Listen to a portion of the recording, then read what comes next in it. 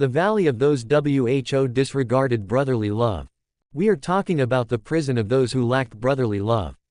We have just begun 25 days of prayer to prepare for the new year. It is an international program for our church and the people that follow us in YouTube. We are living at the end of times, and the church must prepare itself to confront all the sorrow and tragedy that are on the way. The only way that the church can prepare is to bear the fruit of the Spirit. Take note about what I am going to say. The only way that the church can prepare in face of the wounds that are about to strike the people of the world is to produce the fruit of the Spirit. It is thanks to the fruit of the Spirit that we will overcome the powers at the end of times. I'm talking about things that the Lord told me. Someone called me from a foreign land. He told me, "Brother Aston Adam Mbaya, your testimony is disturbing me. We don't know where you get all these details, things. I don't believe in all these things." I said, "Brother, do not be disturbed, for you are not a member of my sheepfold. I testify only for the salvation of souls that the Lord has given me presently in the local church in Congo and those watching around the world."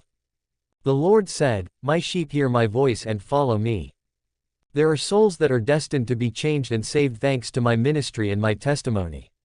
The souls that are destined for me which the Lord was prepared for me will hear my voice. I am not interested in people who refuse to believe because I am not sent to them. After leaving the prison of souls that made a commitment and failed to keep their pledge, my soul was troubled. The Lord said, "We are to visit more chambers of hell, for there are souls that are to be saved, thanks to this report." The Lord told me, "You're going to tell the bride to prepare and be ready, for the time has gone by. I'm at the door, and very soon I will reveal myself to the bride. Only those who are preparing, watching and praying that will encounter my glory." I was sad looking at the Lord in this place, where piercing screams of damned souls were coming from all the directions. I kept hearing crying sound of lost souls that did not leave me the same and indifferent. As we were moving to the other chamber, the Lord said, "You know many will not see my face because they did not learn to love their neighbor. I love you, my people, but you must love one another the way I love you. The only way that you can prove that you really belong to me is by loving your neighbor. If you are wicked towards your neighbor, you will never see my face in my kingdom. Brother, if I don't have a love for you, I will not see the kingdom of heaven." The Lord said, "Man is responsible for his condemnation." The direction we were moving in this place was leading to a massive gate like an ancient city of the Old Testament. The ancient gate was rusty and old. Quickly I noticed the drawing of a human heart in the middle of this old rusty gate. This place was dark and this gate seems to be heated in extreme temperature. I noticed that the human heart that was drawn on the ancient gate was really dark. This in order to illustrate the heart of the souls that were stuck in this chamber. Guard your heart with all diligence, for from it flow springs of life. Proverbs 4:23. And I saw on the ancient gate the list of offenses committed by souls that fell in this chamber of hell. The Lord pointed his finger to show me all the writing on the old gate. I was stunned to discover that the writing was in Aramaic, a terrestrial language. Jesus said, "Don't be surprised, for all the languages are created by my Father." I saw that I was able to read this language though I have no knowledge of this language. My sense beyond the grave was really advanced and perfected. The damned souls inside the enclosure were souls that have committed crimes written on the gate. I kept hearing the screams of souls that were in torment inside the enclosure. The first crime and offense on the list was souls that looked at themselves as if they were more just than the other. Brother, you are not more holy and more just than the people you judge and scorn. This attitude is a sin. You are not more perfect than the brother that you look down on. The second crime and offense on the list were brothers who failed to support fellow brothers. They were closing their eyes to the poverty, vulnerability, and weakness of others. And they had their eyes focused uniquely on themselves, deliberately ignoring people that they could help. We must learn to assist in carrying the burden of brothers and sisters. There are brothers keeping money in the bank, increasing their saving, ignoring their neighbors that are in basic need. Many are failing to realize they should bear one another load. Galatians 6:2 Bear one another burdens, and so fulfill the law of Christ. The following crime was the souls that could not bear the prosperity, promotion and breakthrough of others. They are always in pain and vexed in their hearts when someone breaks through and is promoted. Whenever a brother or sister dressed in a good garment, they tend to downplay and say it's good but it's not good. They talk negatively when something positive happened to a brother. When people prosper around them, they become negative. We must learn to rejoice with those who are rejoicing and share brothers' happiness instead of being sad because of their prosperity. Romans 12:15 Rejoice with them that do rejoice, and weep with them that weep. The next crime on this ancient door was people who entertain rancor, animosity and wickedness in their hearts. They were also those who don't mind the brother and those who don't tell the truth. Although they were witnessing evil before them, they failed to speak when evil is prevailing. Leviticus 19:17, You shall not hate your brother in your heart. You shall surely rebuke your neighbor, and not bear sin because of him. In this list, there were those who refused to be told the truth, those who could not bear the truth. They were also brothers who wish ill to their neighbor. They were happy when evil befell their brethren and their neighbor. They say, The Lord has punished them. Proverbs 24:17-18 Rejoice not when your enemy falls, and let not your heart be glad when he stumbles. 18 Lest the Lord see it, and it displeases him, and he turns away his wrath from him. My dear, we should never wish ill to brethren and our neighbor. Instead of wishing ill and cursing those who offend us, we must forgive them. Yet we keep saying God will punish them because we wish them ill. If the Son of Man has accepted persecution and rejection, how come his disciples would not accept persecution? My dear, we should not wish people ill because they reject us.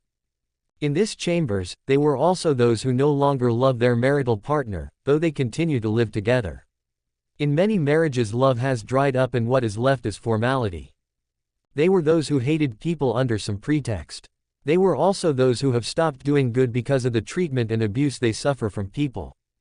In this chamber, there were those who love people because of profit and interest. They were also souls who love only people of their race, their kind and their tribe. After reading the list of sins that led down souls here, we finally entered this chamber through the ancient gate. I saw that there was a rain of fire falling in this landscape. The spectacle was unbearable in this place, for nothing was as usual. It was horrific, something never seen. The place was like a forest that was burning in flames. I began to smell flesh that were burning. And I saw people burning like coal in the flames. Demons were lining up with these souls. Then we moved above the splashes of lava. Finally, we came face to face with a soul that was in his cell undergoing unbearable torment. Even when the fire of his cell was rising, he was regretting and was saying to himself, Why did I hate him up to the point of harming him? The Lord said to him, Love is first and foremost, loving those who offend you. As the Lord talked to the man, I looked at him as his head was lifted up towards us, and we stood above his cell. He said, Lord, I am happy to see you in this place. I know that you have come to set me free from this place. Lord, you know that I have endured and bore those who offended me a lot. And I was tired of forgiving the same thing, for the brother continued to offend me. Despite my patience, I decided to deal with him. I developed bitterness. The Lord said, When you have a good heart, whatever the treatment you receive, your heart will be constant. I asked the Lord, What has he done to fall here? The Lord said, He was engaged, but his friend was continually smearing him to his fiancée. His fiancée was rebuking him because of the things she was hearing from his friend. Since his friend kept gossiping and smearing him, he went on to lose 2 consecutive fiancées because of slandering of his friend. When he got the 3rd fiancée, his friend wanted to sabotage their engagement. This is when he got angry. He went on to demand that his friend stop his slandering. He broke their friendship so that he would not sabotage his engagement with his fiancée. He did this to prevent the smearing and slandering he suffered from him. He published the photo of his friend on social media to break his friendship. This is because he was tired of forgiving the wrongdoing of his friend. When we forgive, we have to bear the injury. Love is about burying the wounds. When you say something to someone who took it badly and misinterpreted, you have to bear him. When we went to the next cell, I saw a damned soul inside a cell of iron bars that was like a cage. His chest was bumpy. I saw shadows that surrounded him and they were piercing him on the chest. They were saying one after the other, I told you this and that, but you would not listen. We forbade and told you not to do it, but you went on to do it. When the soul saw the Lord Jesus Christ, he said, Master, take away this chest of mine, for I cannot bear it. Jesus said, when you were alive, you never wanted people to tell you the truth. You should have borne the people that were telling you the truth. How many people have you chased away from your life because they told you the truth? Whenever you misbehaved and people rebuked you, immediately you get angry against them. When people tell you that you are doing bad, you labeled them your enemy. You think those who are your friends are the ones hiding the truth from you. Yet friendship implies telling the truth to one another. When your friend failed to tell you the truth, he is not your friend. Many people like their friends to live with them in lies and hypocrisy. The one that loves you is supposed to tell you the truth. When a friend of yours keeps quiet when you are misbehaving, saying I saw that what you did was wrong but I did not like to say it, he is not a friend. The one who loves you is the one to tell you the truth when you are on the wrong path, even if you won't like it. But this soul was hating people who were telling him the truth. He thought he was always right. Beloved, often people that observe us are the ones that know us. When they make a remark about us, they can be right. Don't see yourself always right in your own eyes. This man fell into hell because he could not bear rebuke. Jesus said to him, "You rejected those who tried to bring you back to the right path. Sins are found in your heart. It's too late for you." I was watching this man with the Lord. And I said, "Lord, what has he done?" The Lord said, "He was scolding those who tried to advise and bring him back to the right path." Whenever a person tells him that he was wrong, he would get angry against the person.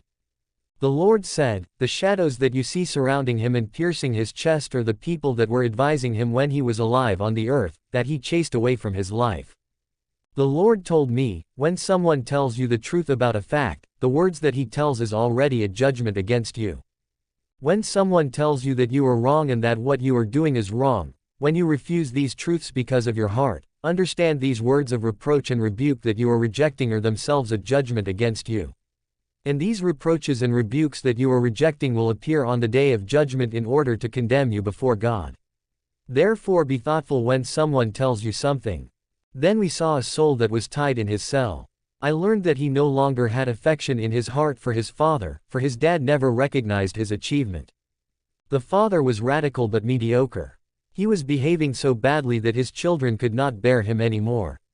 But this one had built hate in his heart towards his father because he was using violence against his mother.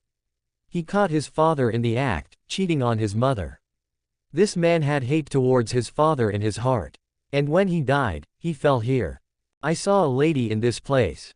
She was married and used to commit abuse towards her husband. Due to her behavior, her husband could not bear her anymore. He tried to advise her but in vain. One day, her husband invited her friend and her big sister to tell them what was happening in their matrimonial homes, hoping that they could advise her and she would listen to them. But when these people left, this lady got angry against her husband and said, "Why did you call these people here? You told them every secret happening in our house. We could have managed all these disagreements between us." From that day onward, she had anger in her heart against her husband and never repented from that attitude. She was still in her matrimonial home but love was gone, like in many homes. The Lord said, "When you lose love for your marriage partner, this is already a judgment, for it is written, you will love your neighbor like yourself, how much more your husband." Love is irreplaceable. There is love you show God and there is love you show your husband.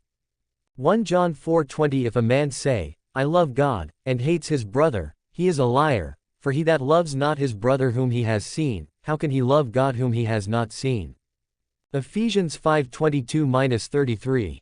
22 Wives, submit yourselves to your own husbands as you do to the Lord. 23 For the husband is the head of the wife as Christ is the head of the church, his body, of which he is the Savior. 24 Now as the church submits to Christ, so also wives should submit to their husbands in everything. 25 Husbands, love your wives, just as Christ loved the church and gave himself up for her. 26 To make her holy, cleansing her by the washing with water through the word. 27 And to present her to himself as a radiant church, without stain or wrinkle or any other blemish, but holy and blameless. 28 In this same way, husbands ought to love their wives as their own bodies. He who loves his wife loves himself. 29 After all, no one ever hated their own body, but they feed and care for their body, just as Christ is the church. 30 For we are members of his body. 31 Inches For this reason, a man will leave his father and mother and be united to his wife, and the two will become one flesh. 32 This is a profound mystery, but I am talking about Christ and the Church. 33 However, each one of you also must love his wife as he loves himself, and the wife must respect her husband.